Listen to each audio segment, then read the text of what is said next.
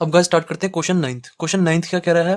कह रहा है without using distance formula show that points this this this and this are the vertices of parallelogram. देखो मैं समझाता हूँ क्वेश्चन क्या कह रहा है। सबसे पहले आपको क्या करना है, जो पॉइंट्स दिए हुए हैं ना हमें, वो ऐसे कोई भी कोऑर्डिनेटर बना के वो चारों पॉइंट्स उस पर लिख देने लाइन वाइज। जैसे मैंने यहाँ से स्टार्ट किया है -2, -1, देन 4, 0, देन 3, 3, देन -3, 2।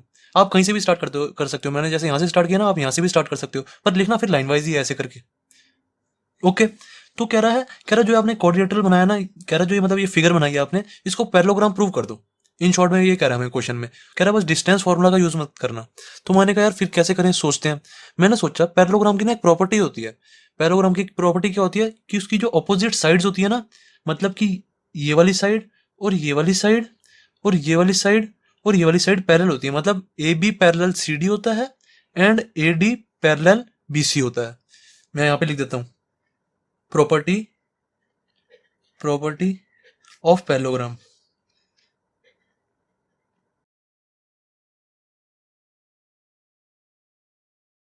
वैसे पैरेललोग्राम की बहुत सारी प्रॉपर्टीज होती हैं, ठीक है ना। उनमें से एक प्रॉपर्टी मैं आपको लिखने जा रहा हूँ कि A B parallel C D, मतलब कि जो ऑपोजिट साइड होती है ना, वो पैरेललोग्राम की ना पैरेलल होती है हमेशा।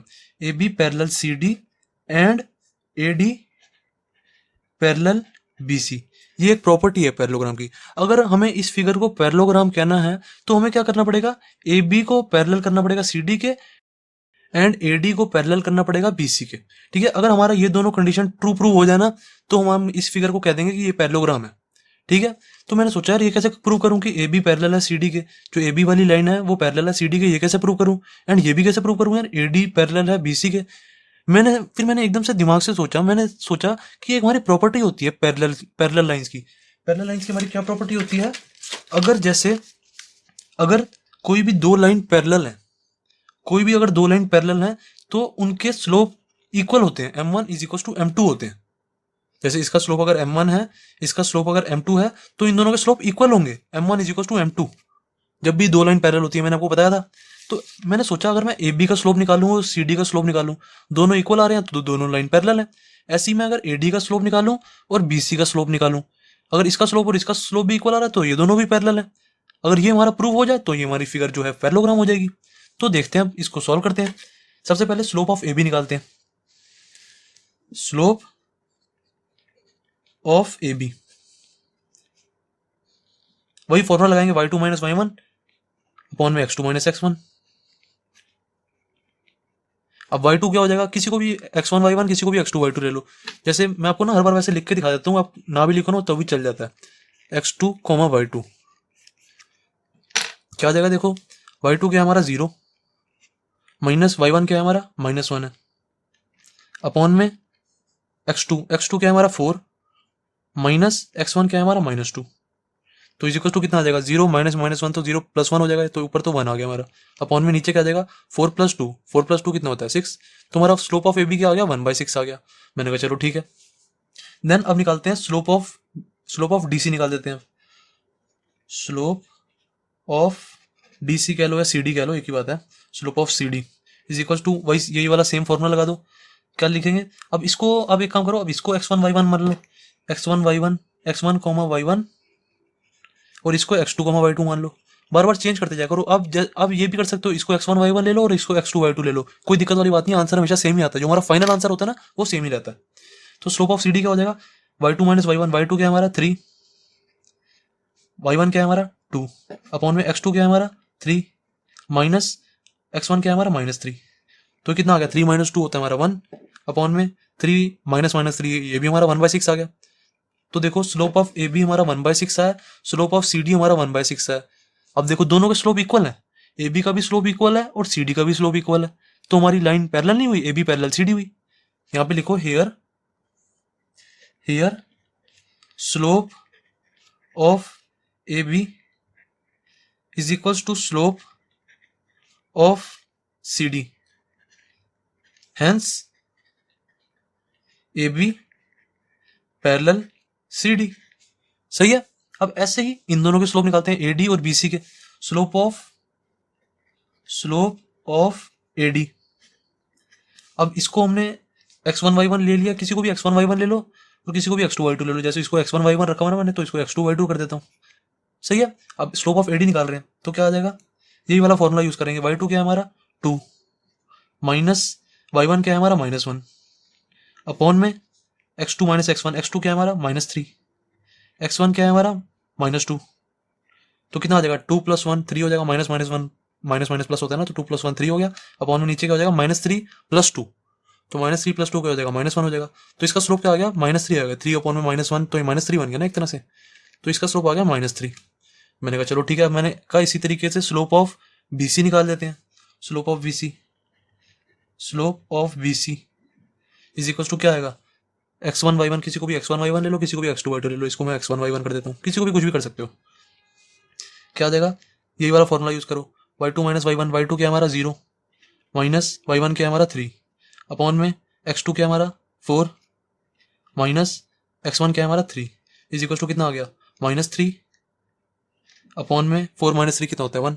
तो इसका भी स्लोप -3 आ रहा है, दोनों का स्लोप इक्वल है। AD का भी स्लोप -3 है और BC का भी स्लोप -3 है, तो दोनों का स्लोप इक्वल है। तो हैंस हमारा AD पैरेलल BC है। AD पैरेलल BC यहाँ पे भी ऊपर यहाँ पे लिख देना, here slope of AD is equal to slope of BC, hence यहाँ पे लिखेंगे hence AD parallel BC। AD parallel BC। अब देखो हमारा AB पैरेलल BC है, AB पैरेलल CD, AB भी पैरेलल CD है और AD पैरेलल BC है। दोनों कंडीशन तो हमारी सेटिस्फाई होगी। प्रॉपर्टी जो हमारी प्रॉपर्टी होती है पैरेललोग्राम की, दोनों हमारी सेटिस्फाई होगी। जब हमारी दोनों कंडीशन सेटिस्फाई हो जाती हैं तो हमारा जो ये फिगर है ये पैरेललोग्राम बन जाती है। दोनों प्रॉपर्टी हमारी सेटिस्फाइड हो चुकी है। तो हैंस नेक्स्ट लाइन में लिखेंगे हैंस फिगर ABCD, या लिखेंगे quadrilateral ABCD is a parallelogram. That's it, question 9 हो गया कंप्लीट। अब गाइस स्टार्ट करते हैं क्वेश्चन 10th। क्वेश्चन 10th क्या कह रहा है, कह रहा है find the angle between the x axis and the line joining the points 3, -1 and 4, -2। देखो मैं समझाता हूँ क्वेश्चन क्या कह रहा है। क्वेश्चन कह रहा है जब आप इन दोनों पॉइंट्स को ज्वाइन करोगे तो एक लाइन बनेगी ना कोई। कह रहा है उस लाइन और एक्स एक्सिस के बीच में एंगल बता दो हमें क्या है। देखो आपको अच्छे से समझ आएगा क्वेश्चन। सबसे पहले ना इस पॉइंट को प्लॉट कर लेते हैं। 3, -1 क्या होगा हमारा 3, -1 यहाँ पे कुछ आएगा ना, 3, -1 हमारा यहाँ पे आएगा 3, -1 एंड 4, -2 कहाँ आएगा हमारा 4, -2 हमारा यहाँ पे कहीं आएगा 4, -2।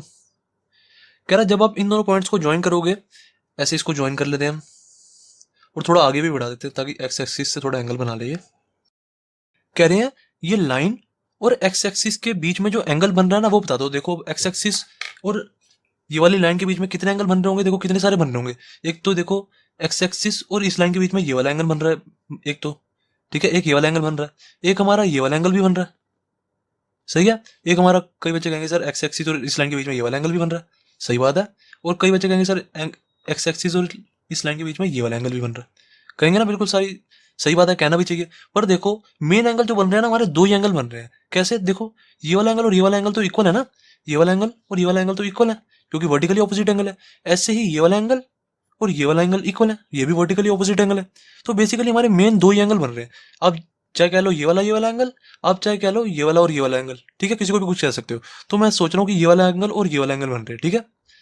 एक ये वाला एंगल यहाँ से लेके यहाँ तक और एक ये वाला एंगल यहाँ से लेके यहाँ तक, ये वाला।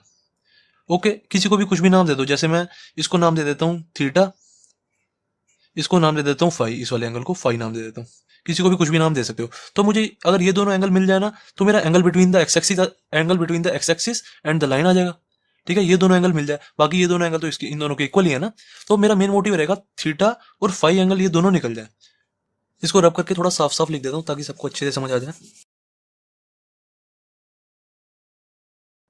देखो ये वाले एंगल को मैंने थीटा माना हुआ है, किसी को भी थीटा किसी को भी फाई मान लो। जैसे इसको मैंने फाई मान लिया, इसको थीटा मान लो, किसी को भी कुछ भी मान सकते हो, आपकी मर्जी। इसको थीटा मान लेते हैं।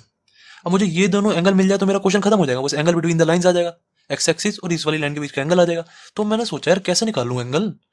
अब दिक्कत तो यही है एंगल कैसे निकले। फिर मैंने एकदम से सोचा, मुझे इस लाइन का ना, इस लाइन के ये दो कोऑर्डिनेट्स दिए हुए हैं, एक ये वाला पॉइंट दिया हुआ है, एक ये वाला पॉइंट दिया हुआ है। तो मैंने कहा जब भी मुझे किसी लाइन के दो कोऑर्डिनेट्स दिए होते हैं तो मैं उस लाइन का स्लोप निकाल लेता हूँ। मेरे को पता है जब भी किसी भी लाइन के दो कोऑर्डिनेट्स दिए हों तो मेरा स्लोप का ये वाला फॉर्मूला लग जाता है ना, y2 - y1 अपॉन में x2 - x1। तो मैंने कहा इन दोनों पॉइंट्स का यूज करके इस लाइन का स्लोप आ जाएगा, ठीक है। मान लो इस वाली लाइन का स्लोप m = 1 आ गया। मैं थोड़ा सा ना सोचने दिमाग से सोचते सोचते ना उसको दिमाग में सॉल्व करता रहता हूँ। मैंने दिमाग में ये सोचा, मान लिया अगर मैंने इसका m इज इक्वल टू 1 आ गया स्लोप, तो इसके आगे होगा क्या। मैंने सोचा m होता क्या, मेरा m मेरा स्लोप होता है और स्लोप को मैं टेन थीटा लिख सकता हूँ। Tan theta is equal to क्या होता है, tan theta is equal to 1 है, तो थीटा हमारा क्या आ जाएगा 45 आ जाएगा। कैसे आ जाएगा, क्योंकि 1 की वैल्यू होती है हमारी टेन 45, 1 जो होता है वो टेन 45 होता है ना, तो tan theta is equal to tan 45, 10 से 10 कट जाएगा तो थीटा इज इक्वल टू 45 आ जाता है हमारा ऐसे। मैंने कहा हाँ यार थीटा की वैल्यू आ तो सकती है अगर मेरा स्लोप किसी तरह निकल जाए। मैंने देखा मेरा मेन मोटिव है स्लोप निकालना। सबसे पहले आप स्लोप निकालते हैं। इस वाली लाइन को ना नाम दे दो, जैसे कुछ भी नाम दे दो, जैसे एल दे दिया, कोई भी नाम दे सकते हो। तो सबसे पहले निकालो यहाँ पे slope of line L is equal to y2 minus y1 upon में x2 minus x1 is equal to क्या आएगा, y2 क्या, किसी को भी x2 x1 y1 x2 y2 ले लो। जैसे मैंने इसको x1 y1 ले लिया, इसको x2 y2 ले लिया। ओके, तो y2 माइनस टू है, y2 माइनस y1, फिर माइनस, फिर y1 क्या है हमारा -1 अपॉन में x2 क्या है हमारा 4 माइनस x1 क्या है 3। तो इज इक्वल टू आंसर कितना है हमारा -2 और -1 तो +1 हो जाएगा, तो -2 +1 -1 आ गया यहाँ पे अपॉन में 4 -3 कितना आ गया 1 आ गया। तो हमारा slope of line L is equal to -1 आ गया। ठीक है, तो slope of line L is equal to -1 आ गया। इसको हम कुछ भी कह लो, इसको M1 भी कह सकते हो, M या M1 कुछ भी कह लो, स्लोप को हम M से डिनोट करते हैं ना। देन फिर मैंने सोचा इसका स्लोप तो चलो आ गया, तो मैं ये वाला थीटा निकाल लूंगा। ये वाला एंगल कैसे निकाल लूंगा, क्योंकि m इज इक्वल टू -1 आया हुआ है मेरा। m असली में होता क्या है, स्लोप हमारा टेन थीटा होता है ना, तो tan theta is equal to -1 लिख दिया मैंने। Tan theta is equal to -1, तो अब -1 की जगह मैं ऐसे करूंगा, माइनस 1 की जगह मैं लिख दूंगा टेन 45, टेन 45 डिग्री लिख दिया मैंने, और टेन थीटा इधर ऐसे कैसी। अब गाइस देखो, ये 10 से ना ये 10 हम काट नहीं सकते। क्यों नहीं काट सकते, देखो आपको मैं थोड़ा सा सबसे पहले समझा देता हूँ। जैसे हम पहले लिखते थे tan theta is equal to tan 45 ऐसे लिखते थे ना, तो हम क्या करते थे 10 से 10 को काट देते थे। वैसे गाइस असली में कभी भी ऐसे 10 से 10 ना टीचर को काट के मत दिखाना, टीचर गलत कर देगा। हम क्या करते थे ऐसे मन में बस इसको काट लेते हैं, 10 से 10 कट जाएगा, मन में सोचते हैं 10 से 10 कट जाएगा और सीधा theta is equal to 45 degree लिख देते हैं।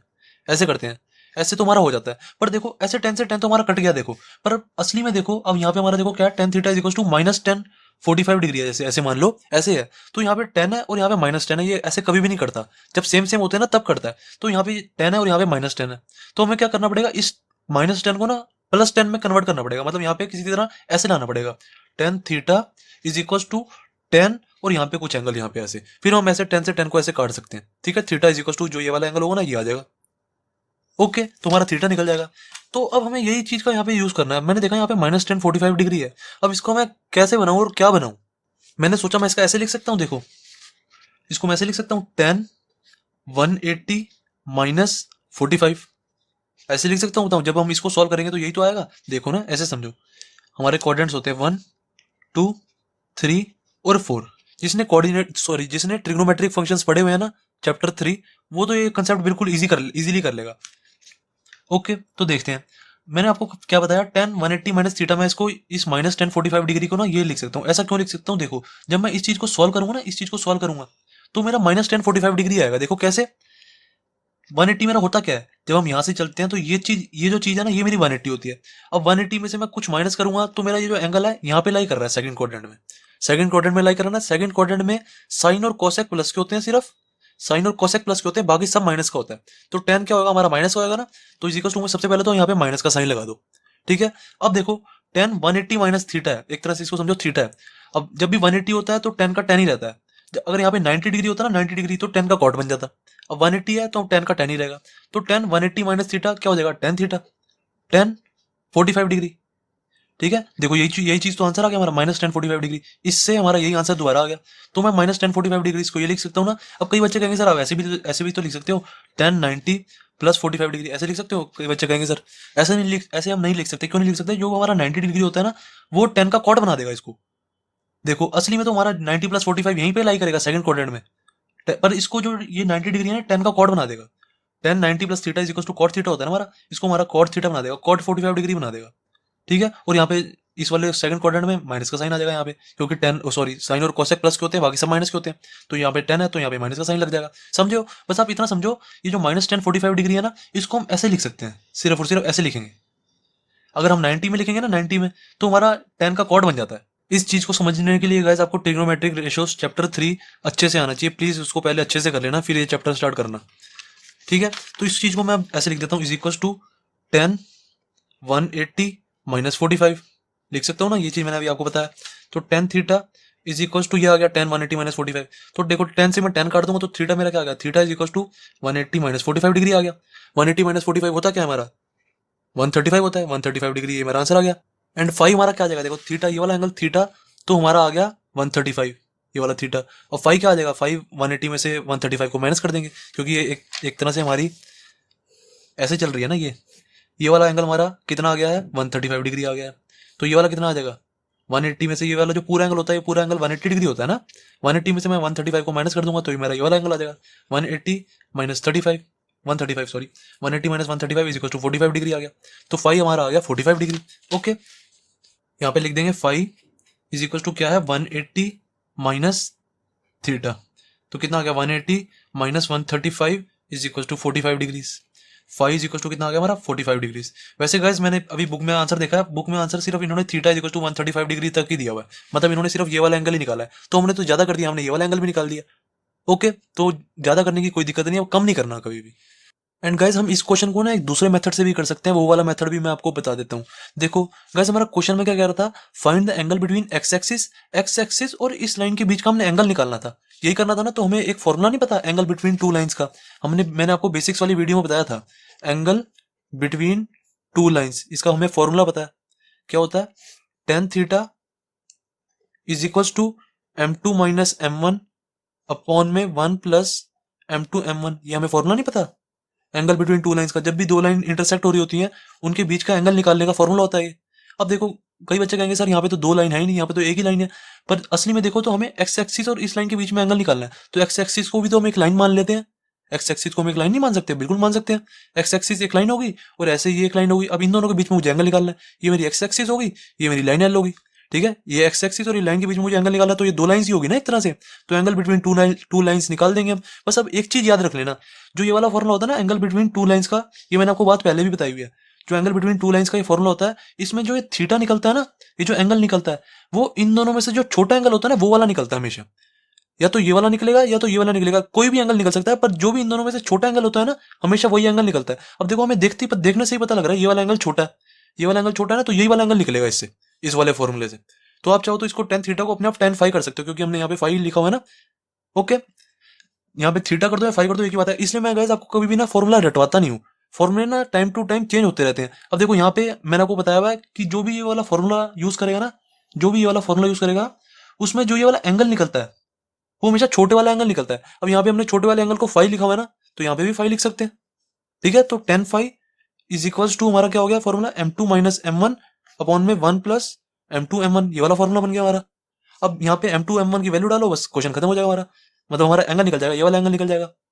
तो देखो M2 क्या हो जाएगा, M2 M1 किसी को भी मान लो, जैसे इसका इस वाली लाइन का ना स्लोप को M2 मान लो और इस वाली लाइन के स्लोप को M1 मान लो। यहाँ पे लिख देते हैं स्लोप ऑफ लाइन को हमने स्लोप ऑफ लाइन L, इसको हमने क्या माना है, M2 मान लिया। किसी को भी कुछ भी मान सकते हो जो आपका मन करे, ठीक है, ऐसे कोई घबराने वाली बात नहीं है। स्लोप ऑफ लाइन L को हमने, ये L वाली लाइन को हमने M2 मान लिया इसके स्लोप को, और ये स्लोप ऑफ एक्स एक्सिस को हमने क्या मान लिया, स्लोप ऑफ एक्स एक्सिस को हमने M1 मान लिया। किसी को कुछ भी मान सकते हो। अब देखो M2 हमारा होगा क्या, स्लोप ऑफ लाइन L, हमने ये निकाला हुआ है। स्लोप ऑफ लाइन हमारा L क्या आया था, -1 आया था, ठीक है, इसी का यूज कर लेते हैं ना, दोबारा क्या निकाले। तो M2 इज इक्वल टू है हमारा -1, ठीक है। और M1 क्या है, slope of x axis. Slope of x axis हमेशा याद रखना, स्लोप ऑफ एक्स एक्सिस हमेशा 0 होता है, ठीक है। स्लोप ऑफ एक्स एक्सिस हमेशा याद रखना, ये चीज बहुत काम आएगी आपको। स्लोप ऑफ एक्स एक्सिस 0 होता है। क्यों 0 होता है, क्योंकि देखो मैं आपको थोड़ा समझा देता हूं। क्योंकि जो हमारा स्लोप्स निकलते हैं, याद करो, जो भी हमारे स्लोप्स निकलते हैं, हम देखते हैं कि जैसे ये वाली कोई लाइन ले लेते हैं, ये वाली कोई लाइन ले लेते हैं, हम हमेशा ये नहीं देखते कि ये वाली लाइन एक्स एक्सिस से कितनी उठी हुई है। तो ये हमारा इंक्लिनेशन एंगल होता था, ठीक है ना, इंक्लिनेशन एंगल होता था। तो जो भी हमारा इंक्लिनेशन एंगल होता था, जैसे ये थीटा है, तो इसके आगे हम 10 लगा देते थे, तो 10 थीटा बन जाता था। तुम्हारा स्लोप क्या निकलता था, M is equal to 10 theta, ऐसे निकलता था ना। अब हम बेसिकली एक्स एक्सिस से नापते थे। अब एक्स एक्सिस से नाप रहे हैं, एक्स एक्सिस से एक्स एक्सिस को क्या नापोगे, देखो ये एक्स एक्सिस चल रही है, अब मान लो कि एक्स एक्सिस पे ये एक लाइन जा रही है, ऐसे करके एक लाइन जा रही है एक्स एक्सिस पे, तो इसका स्लोप तो 0 ही होगा ना इस वाली लाइन का, जो डार्क वाली लाइन है। ओके, तो इसको याद रखना, हमेशा स्लोप ऑफ एक्स एक्सिस 0 होता है। अब यहाँ पे M2 M1 की वैल्यू डाल दो, हमारा क्वेश्चन खत्म हो जाएगा। M2 की वैल्यू क्या है, -1, M1 की वैल्यू क्या है, 0, अपॉन में 1 प्लस m2 m1, m2 क्या है हमारा -1, इनटू में m1 क्या है 0। तो ये तो कट गया सारा, ये चीज़ तो मतलब इसको जब मल्टीप्लाई करोगे तो ये तो 0 आ जाएगा, इसको तो लिखने की जरूरत ही नहीं है। 1 + 0 नीचे 1 रह जाएगा और ऊपर क्या रह जाएगा -1। तो -1 अपॉन में 1 कितना हो जाएगा, ये -1 आ गया सिर्फ आंसर, -1 मॉडुलस में, ठीक है। इज इक्वल टू क्या हो जाएगा, मॉडुलस इसको हटाएगा तो 1 बन जाएगा हमारा ये। तो हमारा tan फाई क्या आ गया, tan phi is equal to -1 आ गया, सॉरी 1 आ गया tan फाई। तो फाई क्या आ जाएगा, इसको हम ऐसे लिख देंगे, tan phi is equal to tan 45, ठीक है। 10 से 10 कट गया तो फाई की वैल्यू क्या आ गई, phi is equal to 45 degree आ गया। हमारा यही तो आया था देखो, फाई 45 डिग्री, यहाँ इस वाले फॉर्मूले से भी फाई 45 डिग्री आ गया। ये वाला फॉर्मूला बस इस वाले फॉर्मूले से ना थोड़ा इजी हो जाता है क्वेश्चन, और कुछ नहीं है। अब फाई इक्वल टू 45 डिग्री आ गया तो 180 में से फाई को माइनस कर देंगे तो हमारा ये वाला एंगल भी आ जाएगा थीटा, ठीक है। तो थीटा हमारा क्या आ जाएगा, theta is equal to 180 minus 45 is equal to 135 degrees, हमारा आंसर। ओके, तो क्वेश्चन 10th भी हो गया हमारा कंप्लीट। जिस मर्जी तरीके से कर लो, आपका दोनों तरीके से आंसर सही आएगा। क्वेश्चन 10th हो गया हमारा कंप्लीट। अब गाइस स्टार्ट करते हैं क्वेश्चन 11। क्वेश्चन 11 क्या कह रहा है हमारा, कह रहा है the slope of a line is double the slope of another line. देखो क्वेश्चन क्या कह रहा है, कह रहा है कोई दो लाइंस है हमारी, कह रहा है एक लाइन का स्लोप ना दूसरी लाइन से डबल है। देखो जैसे जैसे क्वेश्चन कह रहा होता है ना, वैसे वैसे थोड़ा थोड़ा लिखते जाएगा करो। जैसे अब दो स्लोप्स की बात हो रही है ना, सबसे पहले दोनों लाइनों के स्लोप लेट कर लो। Let slope of one line B, कुछ भी ले लो जैसे जो आपका मन करे, मैं जैसे मैं M1 ले रहा हूं, कुछ भी ले सकते हो। And slope of another line, another line का स्लोप कुछ भी ले लो, M2 ले लेते हैं, बी M2। अब हमें क्वेश्चन में क्या कह रहा था, कह रहा है एक लाइन का स्लोप ना डबल है दूसरी वाली लाइन से। मतलब हमारा क्वेश्चन में क्या कह रहा है, कह रहा है M1 जो है ना, M1 is equal to 2M2 है। एक लाइन का स्लोप डबल है दूसरी वाली लाइन के स्लोप के, यही तो क्वेश्चन कह रहा है ना। जितना भी यहां तक क्वेश्चन कह रहा था ना, यहां तक तो हमें समझ आ गया, ठीक है। फिर आगे क्या कह रहा है, कह रहा है if tangent of the angle between them is 1/3। जैसे देखो अब कह रहा है, कह रहा है जो दो लाइंस है ना, जैसे मैं यहाँ पे कोई लाइन बना लेता हूँ, एक लाइन मैंने जैसे कोई ऐसे बना ली और एक जैसे मर्जी बना लो, एक ऐसे जैसे बना ली, ठीक है। ये दो लाइन है, थोड़ी स्ट्रेट है, ठीक है, लाइन स्ट्रेट होती है। इसको नाम दे दो L, इसको नाम दे दो M। कह रहा है इन दोनों लाइन के जो बीच में कोई एंगल बन रहा है ना, उसका इन्होंने tan दिया हुआ है। तो देखो जैसे कोई मैं एंगल मान लेता हूँ, कुछ भी कहीं भी ले लो, ये वाला एंगल ले लेते हैं, जैसे इस वाले एंगल को नाम दे दो थीटा। तो देखो क्वेश्चन में क्या कह रहा है, कह रहा है if tangent of the angle between them is 1/3। कह रहा है जो ये दो लाइंस है ना, उनके बीच में जो एंगल बन रहा है उनका टेंजेंट दिया हुआ, मतलब tan दिया हुआ है। जो एंगल बन रहा है ना, इसका tan दिया हुआ है। मतलब हमें क्वेश्चन में क्या दिया हुआ है, tan theta is equal to 1/3। थोड़ा नीचे लिख देते हैं, tan theta is equal to 1/3। यहाँ ऊपर ना लेट कर दो, let angle between two lines B theta, ठीक है। हमने दोनों लाइन के बीच का एंगल थीटा ले लिया। कोई भी एंगल ले सकते हो गाइस, ये वाला एंगल को भी थीटा मान सकते हो, किसी को भी एंगल थीटा मान लो, क्योंकि दो लाइंस के बीच में तो चार एंगल्स बन सकते हैं ना। ये वाला एंगल भी बन सकता है, यहाँ से लेके यहाँ तक भी बन सकता है, ये वाला एंगल भी बन सकता है, कोई भी ले सकते हो, वो आपकी मर्जी है, टेंशन मत लेना इस बात की। हमारी जो दो ये लाइंस बन रही है ना, इनके बीच में जो एंगल बन रहा था, इसका टेंजेंट दिया हुआ है। टेंजेंट का मतलब गाइस tan ही होता है, ठीक है ना। tan की फुल फॉर्म होती है टेंजेंट। कई बच्चे इसमें भी कंफ्यूज हो रहे होंगे, तो इतना तो अभी तक आपको सबको समझ आ गया होगा। फिर अब हमें क्वेश्चन में क्या कह रहा है, कह रहा है find the slopes of the lines. कह रहा है इन दोनों लाइंस के ना स्लोप्स निकाल दो बस हमें। अब मैंने देखा, मैंने सोचा मुझे क्वेश्चन में क्या बोला हुआ है, एंगल बिटवीन टू लाइंस दिया हुआ है, ठीक है। इन दोनों लाइंस के बीच का एंगल दिया हुआ है और एंगल बिटवीन टू लाइंस का मेरे को फॉर्मूला पता है। आप सब याद करो, एंगल बिटवीन टू लाइंस का क्या फॉर्मूला होता है, एंगल बिटवीन टू लाइंस का क्या फॉर्मूला होता है, सबको पता होना चाहिए।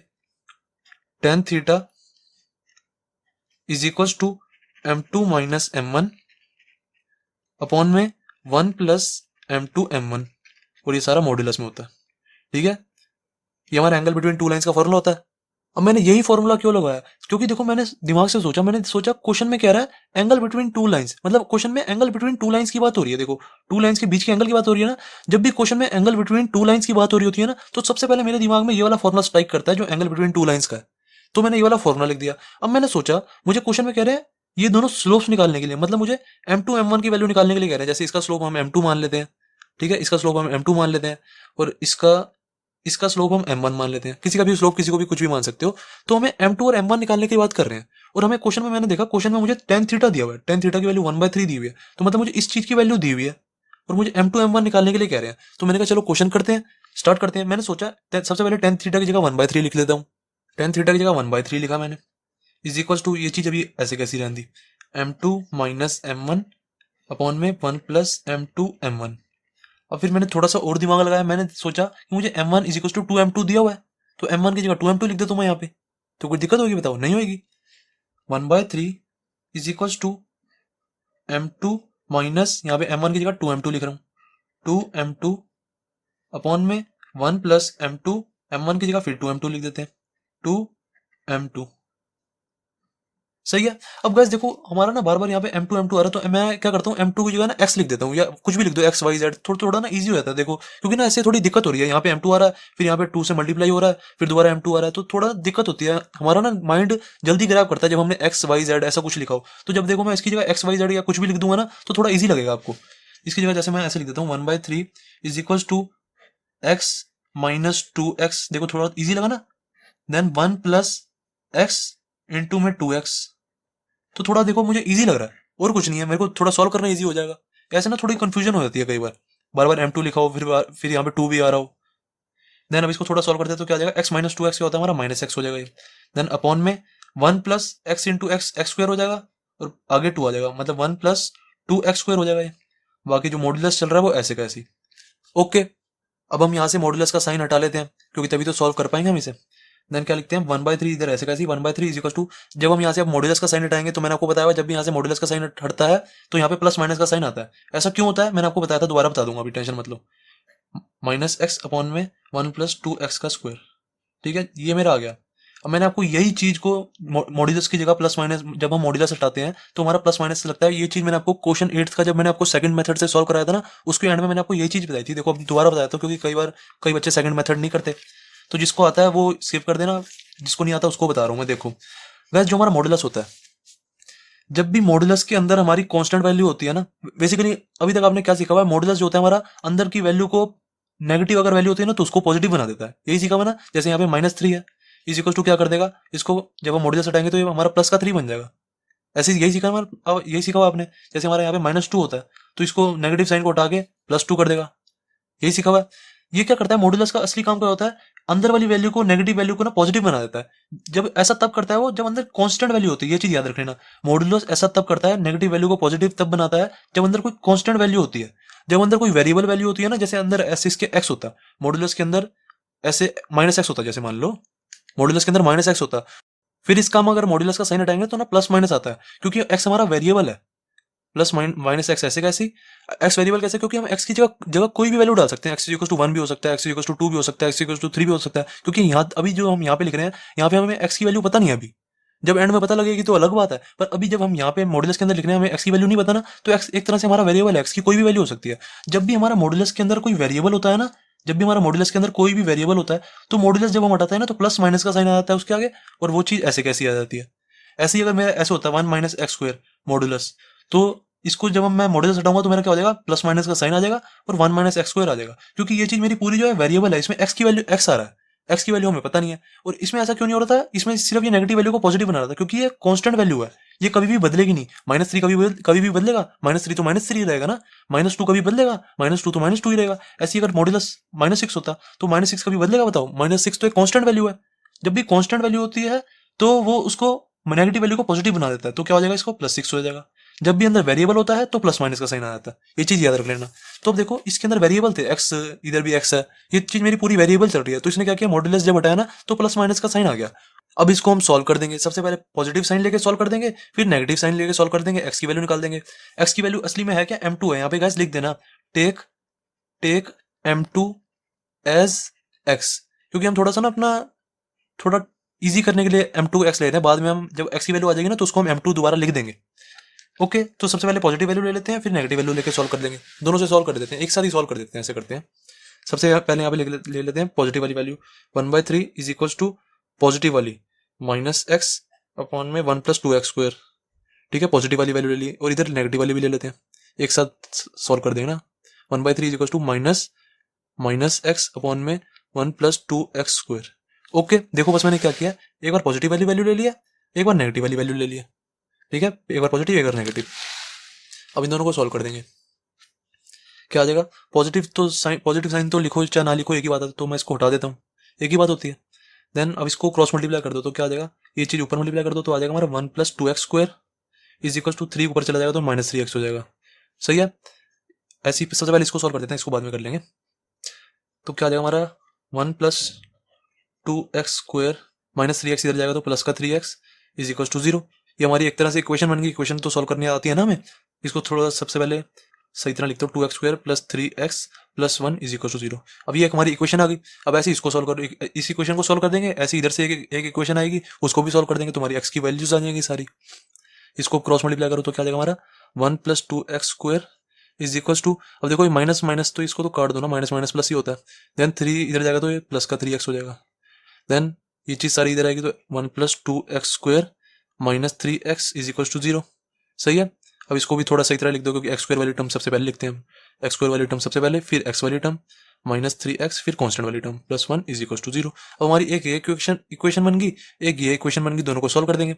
स्प्लिटिंग द मिडिल टर्म से कर दो या डी वाले मेथड से कर दो। जो हमारा डी वाला मेथड नहीं होता था, D equal to b² minus 4ac, चाहे इस वाले मेथड से कर दो चाहे स्प्लिटिंग द मिडिल टर्म से कर दो। स्प्लिटिंग द मिडिल टर्म मुझे ज्यादातर इजी लगता है तो उसी से कर लेते हैं। स्प्लिटिंग द मिडिल टर्म कैसे करते हैं, इस वाले जो ये कोफिशिएंट होता है x² का, इसको कांस्टेंट से मल्टीप्लाई करते हैं। 2 × 1 इज इक्वल टू 2 आ गया हमारा आंसर। ठीक है, x² के कोफिशिएंट को कांस्टेंट वाली टर्म से मल्टीप्लाई करते हैं। 2 × 1 इज इक्वल टू 2 आया तो जो भी हमारा आंसर आता है ना उसके फैक्टर करते हैं। इसके हमने फैक्टर किए, क्या फैक्टर आ जाएंगे, 2 1 बस यही आएगा, 2 1 2 और ये 1 फैक्टर आ जाएगा ज्यादा से ज्यादा। तो हमारे ये दो ही फैक्टर आए बस। तो हम इन दोनों का यूज करके किसी भी तरह 3x बनाएंगे। तो इन दोनों का यूज करके 3x बन सकता है ना, 2x प्लस 3x लिख देंगे इसकी जगह। तो ये आ गया हमारा 2x² plus 2x plus x। 2x plus 3x क्या था, 2x प्लस x होगा ना, 2x plus x is equal to 3x होता है ना। Then 2x plus x is equal to 3x बन गया, हमने स्प्लिटिंग कर दी मिडिल टर्म की। Then plus 1 is equal to 0। 3x की जगह बस हमने 2x प्लस x लिख दिया। देन अब इसको कॉमन ले लो, 2x कॉमन मिल जाएगा, 2x x प्लस 1। ठीक है, इन दोनों में से मैंने कॉमन लिया। देन फिर इन दोनों में से कॉमन ले लो जो मिल रहा हो, प्लस का साइन वाला नीचे ऐसे का ऐसे। इन दोनों में से कुछ कॉमन नहीं मिल रहा, कुछ कॉमन नहीं मिल रहा तो हम बस 1 लिख देते हैं। बचा क्या यहाँ पे, x प्लस 1 ही बचा इज इक्वल टू 0। तुम्हारी वैल्यू क्या आई, 2x प्लस 1 और x प्लस 1, ये दो वैल्यूज आई is equal to 0।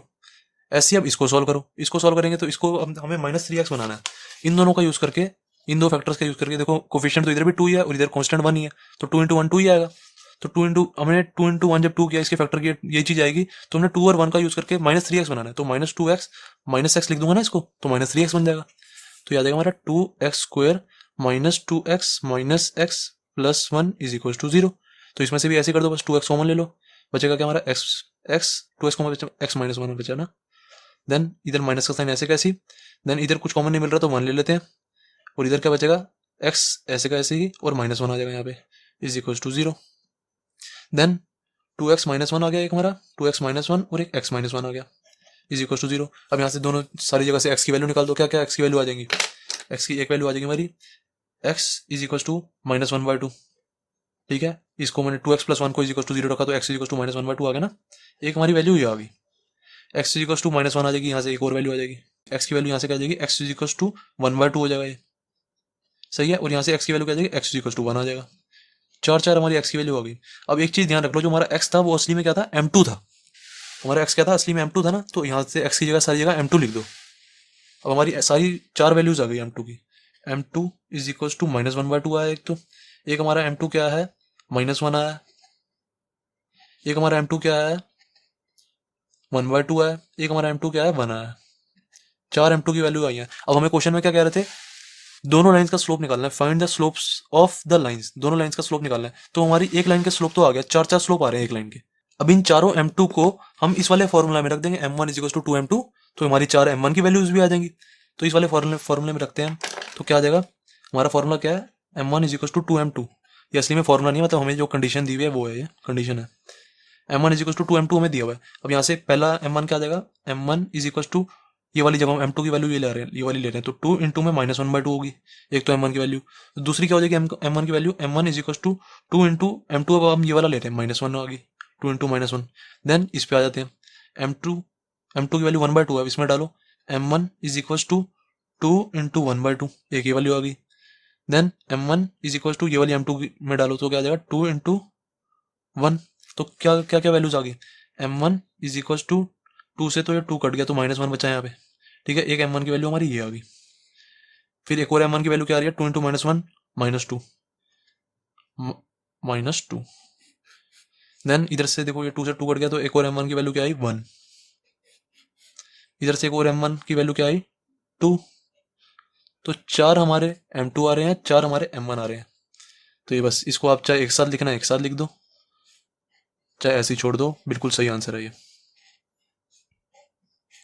Okay, book के पीछे आंसर्स में गाइस इन सबको ना एक साथ लिखा हुआ है, जैसे ऐसे लिखा हुआ है, slopes of two lines is equal to, इनको इनको एक साथ लिखा हुआ है, मतलब -1/2 कॉमा -1, इस इनके इनके पेयर्स लिखे हुए हैं, -1 कॉमा -1/2, 1/2 1 1 एंड 2, इन सबके पेयर्स लिखे हुए हैं। तो स्लोप्स ऑफ टू लाइन्स हम ऐसे भी लिख सकते हैं, यहाँ तक छोड़ दोगे तो भी 100% राइट है। अगर पीछे से बुक से आंसर बनाना है तो ऐसे भी लिख सकते हो, slopes of two lines -1/2 comma -1, ठीक है। फिर लिख दो यहाँ पे और इसका इसका पेयर, इसका पेयर, -1 कॉमा -2, -1 कॉमा -2, ठीक है। फिर दोबारा और आ जाएगा, फिर इसका पेयर 1/2 कॉमा 1, 1/2 कॉमा 1, देन चौथा पेयर और लास्ट वाला 1 कॉमा 2, ऐसे भी लिख सकते हो।